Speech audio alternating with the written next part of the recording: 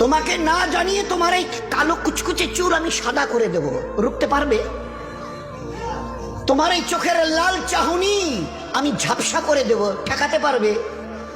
তোমার এই লোহার মতো মজবুত দাঁত 32টা 16 একটা একটা করে ট্রান্সফার করিয়ে দেব, তোমার কাছে কোনো পারমিশন নেব না, ধরে রাখতে পারবে?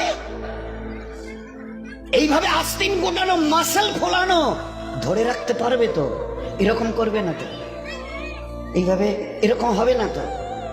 সামনে এসে একটা পান দিচ্ছে, এই হাত, চাচা এই হাতটা নিলেন, এই হাতটা কলেন, আরে বাবা দেখ না চিমটি কাটাতে কিচ্ছু নেই।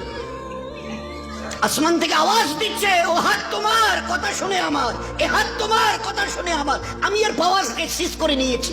এই দুটো পা যদি হনন হনন করে হেঁটে চলো, খালি একটা পায়ের যদি সামান্য একটু প্যারালাইসিস করে দিই না, তো জীবনভর করে হাঁটতে হবে। বেডরুম থেকে নিয়ে বাথরুম একদম লাগালাগি, অ্যাটাচড, আমরা বলি না অ্যাটাচড। তুই বেডরুম থেকে নেমে বাথরুম কত 4-5 হাত, বেডরুমের দেয়াল আর এটাই হচ্ছে বাথরুমের দেয়াল, মাঝখানে একটা দরজা। এখান থেকে উঠে ওই ওই ঘরের রুমটাতে পারবে? আছে পাওয়ার? কিসের দেমাগ তোমার? কিসের এই অহংকার তোমার? শুনুনি কোনোদিন নবীজির কাছ থেকে অহংকার, তাকাব্বুর এটা আমার চাদর, বড়াই এটা আমার চাদর, আল্লাহ বলছেন।